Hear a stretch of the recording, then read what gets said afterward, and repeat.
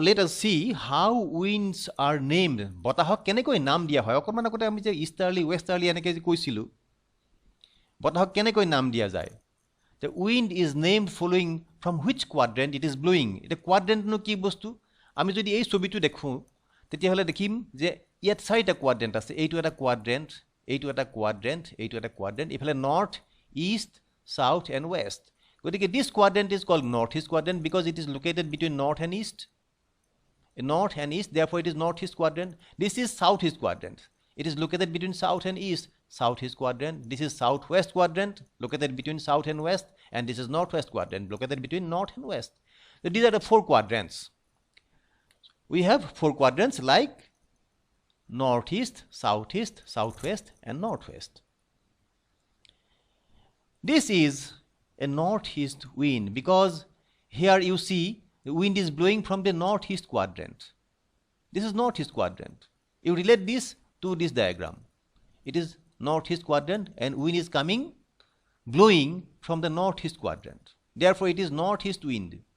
This is southeast wind.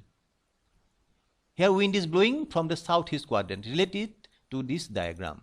This is southeast quadrant. Therefore, this is southeast wind. This will obviously be southwest wind because it is blowing from the southwest quadrant.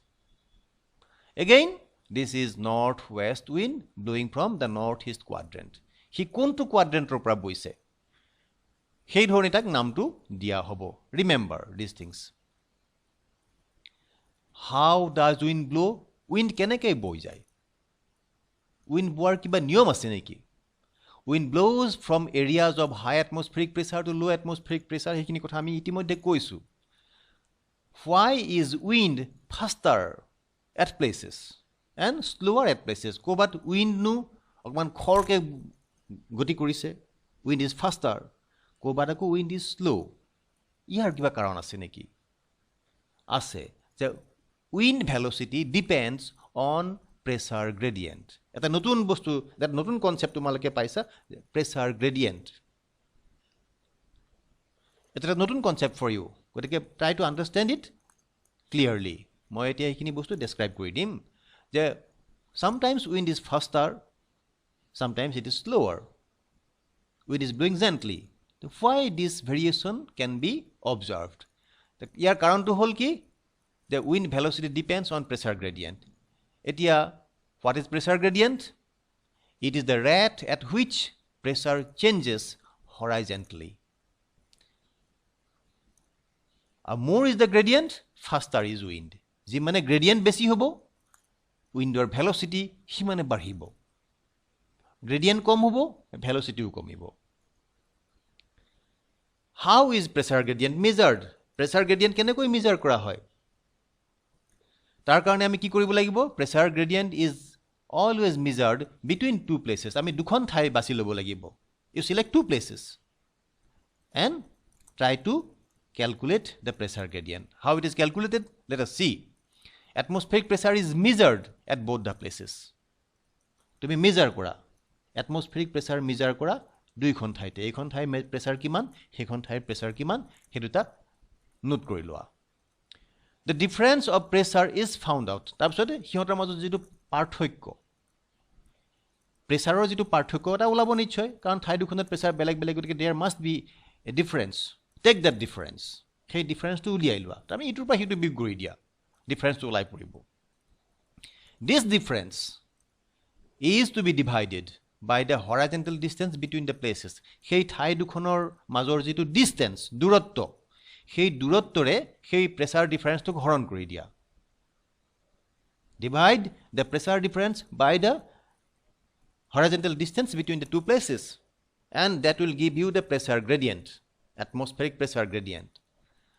Remember, pressure gradient affects the wind velocity. Hey kothatu ami agoteu koisu ako ebar monot pelai disu. We must know how atmospheric pressure is measured. Atmospheric pressure no kenekoi jokha hoy hetu ami janiboi lagibo. Tar karone ami itimodhe eta kotha koisilu je P is equal to H0, where P is pressure, H is the height of the column, G is the gravity, and rho is the density of air. That has already been discussed. But there is another way of measuring atmospheric pressure. There is an instrument called barometer. Using that, you can measure atmospheric pressure. And the barometer readings come in a unit called hectopascals, HPA. Remember, তোমালোকে সাকে HPA শব্দটো প্ৰথম শুনিছা। HPA লিখোতে অকমান সাৱধান হ'ব লাগিব। H is in lower case, P is in upper case, and A is in lower case. এই P to capital letter, বাকি H আৰু A দুটা হল small letter, লিখোতে সাৱধানে লিখিব লাগিব। Before December 1986 or December আগতে এই barometer যিটো ৰিডিং, সেই ৰিডিংটো কিন্তু মিলিবাৰ বুলি কৈছিলে মানুহে। কিন্তু ইন্টাৰনেশ্যনেলি ইয়াক ৰিপ্লেস কৰি দিয়া হল by HPA। 1986 or ডিসেম্বৰৰ পৰা মিলিবাৰ বুলি শব্দটো ব্যৱহাৰ কৰিবলৈ বাদ দিয়া হল, আৰু তাৰ ফলত তাৰ ঠাইত HPA অৰ্থাৎ হেক্টোপাস্কেল বুলি শব্দটো বা ইউনিটটো মানুহে লিখিবলৈ আৰম্ভ কৰিলে। ধৰি লোৱা হল এখন ঠাইৰ এটমস্ফেৰিক প্ৰেছাৰটো 1000 মিলিবাৰ আছিলে, এটা নতুন নিয়ম মতে তাক 1000 HPA বুলি লিখোৱা হ'ব। 1000 হেক্টোপাস্কেল বুলি কোৱা হ'ব, সংখ্যাটো একেই থাকিব, মাত্ৰ ইউনিটটো সলনি হৈছে। Earlier it was MB, small m, small b, and now it is HPA. The places A and B are located. আমি এটা example লৈছো where A and B are two places and they are located at a distance of 5 km. A আৰু B ৰ মাজৰ যিটো দূৰত্ব সেইটো 5 km। আৰু barometric reading আমি লৈছো, অৰ্থাৎ barometerৰে আমি প্ৰেছাৰটো জুখিছো। A ত আমি পাইছিলো যে 1025 হেক্টোপাস্কেল আৰু B ত পাইছিলো 1005 হেক্টোপাস্কেল। barometerৰে আমি A টো প্ৰেছাৰ জুখিলো, পালো 1025 হেক্টোপাস্কেল, and the barometric reading at place B is 1005 hectopascal. That means there is difference. Place A has more atmospheric pressure than place B, because you see the figure 1025 is more, it is larger number, and 1005 is a smaller number, lesser number. Therefore, the number itself indicates which place has more atmospheric pressure. The difference of pressure between A and B, that is 1025 minus 1005 or 20 hectopascals. Now you see the pressure gradient between A and B. How we are measuring? We are taking the pressure difference between A and B. This is the pressure difference between A and B. And this is the distance, horizontal distance between A and B. এইটো আমি 5 kilometre বুলি এইখিনিতে কৈছিলো। Can you see my cursor here? The distance between A and B is 5 kilometer. So the pressure difference is divided by the horizontal distance between the places. আৰু আমি ইয়াৰ ফলত আমি কি পালো? প্ৰেছাৰটো এনেকৈ পালো যে 4 হেক্টোপাস্কেল per kilometer. 20 divided by 5 will be 4.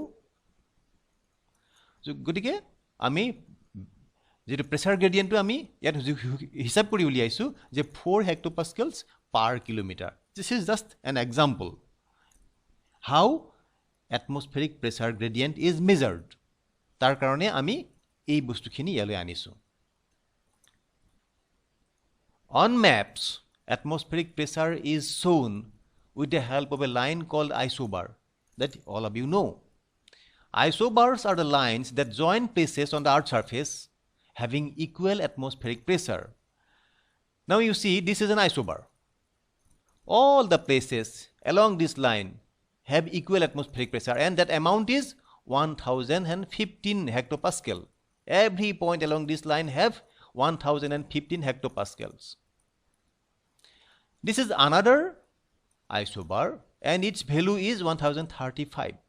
Every point along this line have atmospheric pressure of 1035 hectopascals. গতিকে আমি দেখা পাইছো যে এই তলৰ ফালে অৰ্থাৎ along this line atmospheric pressure is comparatively more than these areas.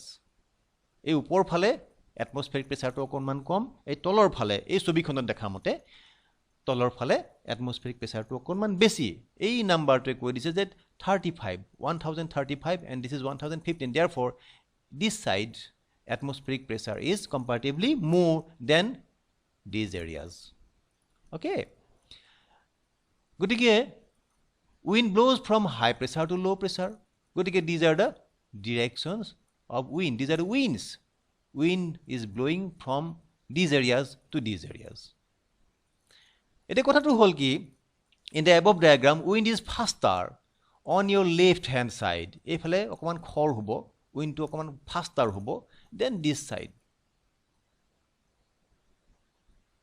ephale faster hobo ephale khor hobo yar karon tu ki kan pressure difference tu kintu ekei এইখিনতে 1035 এইখিনতে 1015 এইখিনতে 1035 1015 here কিন্তু তথাপিও we shall find a difference in the wind velocity because why it happens now let us see তাৰ আগতে আমি প্ৰিভিয়াস স্লাইডখনলৈ ঘূৰি গৈছো এতিয়া চাও আমি যে এই ফালে এই ডিসটেন্স বিটুইন দিস টু আইসোবাৰ্স অকমান কম দেখিছো কিন্তু এই ফালে এই ডিসটেন্সটো আমি অকন বেছি দেখিছো গতিকে এই ডিসটেন্সটো বঢ়াৰ লগে লগে ইয়াত কিন্তু উইন্ড ভেলোসিটিটো কম হ'ব প্ৰেসাৰ গ্ৰেডিয়েন্ট যদি আমি মেজাৰ কৰো তেতিয়া হলে ইয়াত ডিসটেন্সটো অলপ বেছি ডিসটেন্সৰে হৰণ কৰিব লাগিব the distance between these two isobars এইখিনতে অকন বেছি গতিকে ইয়াত এয়াৰ ভেলোসিটি টু কম হ'ব কিন্তু এই ফালে since the isobars are nearer to each other গতিকে ইয়াত atmospheric pressure to atmospheric pressure একে থাকিব কিন্তু atmosphere যদি এয়াৰৰ যদি velocity that will be more in these areas than these areas and the factors that affect wind কোন বিলাক ফ্যাক্টৰে উইন্ডক effect কৰে হিয়া পার্মানেন্ট উইন্ডেই হোক বা লোকেল উইন্ডেই হোক প্ল্যানেটারি উইন্ডেই হোক বা লোকেল উইন্ডেই হোক হোয়াট ফ্যাক্টরস এফেক্ট উইন্ড প্রথমটো বস্তু হল যে অ্যাটমসফেরিক প্রেসার গ্রেডিয়েন্ট সেটো কথা আমি জাস্ট আলোচনা কৰি উঠিছো atmospheric pressure gradient is the main factor that affect the wind second one is the topographic condition over which wind is blowing the topographic if the topography is even there is no irregularities the friction will be lesser gotike lesser friction hole wind velocity kon beshi hobo jodi topography is rough uneven তেতিয়া হলে হে friction two অলপ বেছি হ'ব and that will slow down the air গতিকে উইন্ডৰ প্ৰভাৱ পেলাব পৰা ফ্যাক্টৰ বিলাকৰ ভিতৰত topographic factors important then is the Coriolis force বা Coriolis effect that is a result of the rotation of the earth this is a new concept for you এই সম্পৰ্কে আমি আলোচনা কৰিম ভালকৈ Coriolis effect that affects the wind and to whole local weather condition we find various weather condition to occur here and there ekhon thai botor enekwa hekhon thai botor enekwa enekwa ami parthokyo kisuman dekhibole pao and these are the local weather conditions these local weather conditions also affect the wind tar logote eta ase the Rossby wave এই বস্তুটোৰ বিষয়ে মই এতিয়াই আলোচনা নকৰাই do not describe what is Rossby wave because it will be dealt along with jet streams you have jet stream in your syllabus and jet stream is associated with Rossby wave therefore when jet stream will be discussed at the same time Rossby waves will also be discussed I am skipping this point here Coriolis force and Coriolis effect Coriolis force বুলি এটা force আছে আৰু তাৰ effect to কি হল হি কেনে ধৰণে effect কৰে আমি হেতু চাম এতিয়া the Coriolis force is a concept in physics এটা physics or concept it is an inertial or fictitious force that acts on objects that are in motion within a frame of reference that rotates with respect to an inertial frame. And this is a concept from physics. It is physics definition. But ja hok ami simple bhakat koisu je jetia konoba eta bostu jodi ghuri thake prithibikhon jeneke ghuri ase ei prithibir jitu ghurnon, the rotation that affects the movement of other moving bodies on its surface. পৃথিৱীখনৰ ঘূৰি থকা পৃথিৱীখনৰ ওপৰত যিকোনো বস্তু গতিশীল যিকোনো বস্তু তাৰ ওপৰত এটা প্ৰভাৱ পৰে প্ৰভাৱটো কিহৰ প্ৰভাৱ the impact of the rotational impact that affects the movement of moving bodies on the earth's surface. And what are the moving bodies? It may be wind, it may be ocean current, it may be a missile. These things are affected by the rotation of the planet. Coriolis effect refers to the deflection or diversion of moving bodies from its target or destination. এই rotational impactৰ কাৰণে বস্তু এটা হি জোৰ পৰা জলৈ গৈছিলে সেই বস্তুটো কেতিয়াবা নাপায় গৈ ডেষ্টিনেশ্যনৰ পৰা হি অকমান আঁতৰি যায় It causes deflection of a body that moves over the rotating sphere. Under its impact, moving bodies are diverted from its target. Moving bodies are diverted from its target. It affects the movement of wind, ocean currents, missiles, bullets, and other such bodies that move over the rotating globe. Is there any rule of deflection? Is a deflection হোৱা বুলি কৈছো তাৰ কিবা নিয়ম আছে নেকি ইতিমধ্যে কৈছো যে মুভিং বডিজ আৰ ডিফ্লেক্টেড কিন্তু সেই ডিফ্লেকশনৰ কিবা নিয়ম আছে নেকি Is there any rule of deflection? Let us see. Yes, there is definite rule for deflection.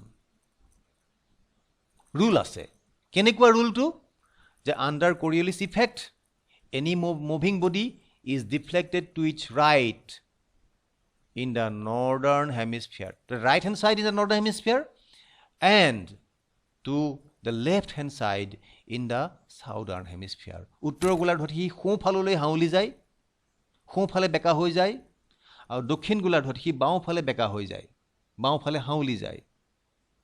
Ei sobikhonot tomaloke bostutu bhalke buji paba. Etia এইখিনতে ধৰি লৈছো যে তোমালোকে মোৰ কাৰ্সাৰডাল লক্ষ্য কৰি থাকিবা এইখিনতে এইডাল হল প্ৰেসাৰ গ্ৰেডিয়েন্ট এই ডটেড লাইনডাল হল প্ৰেসাৰ গ্ৰেডিয়েন্ট এইডাল গতিকে এই প্ৰেসাৰ এইফালে বেছি এইফালে কম ধৰি লোৱা হৈছে যে এই দুখন ঠাইৰ মাজত প্ৰেসাৰ গ্ৰেডিয়েন্ট এটা আছে গতিকে এইফালৰ পৰা বতাহটো এনেকে বলি যাব লাগিছিল এনেকে ফলোইং দিস লাইন এই ষ্ট্ৰেইট লাইনডাল অনুসৰণ কৰি প্লাই বতাহ বলিব লাগিছিল কিন্তু হি খো ফাললে হাউলি গুছি গল Since the place is located, this place is located, these two places are located in the northern hemisphere, therefore wind is deflected to the right hand side. Again, come to this. This is the pressure gradient, therefore wind should blow from this point to this point. If a dukhon thai ekhinte eta point, a dukhon thai majot pressure difference ase, gotike wind should blow like this.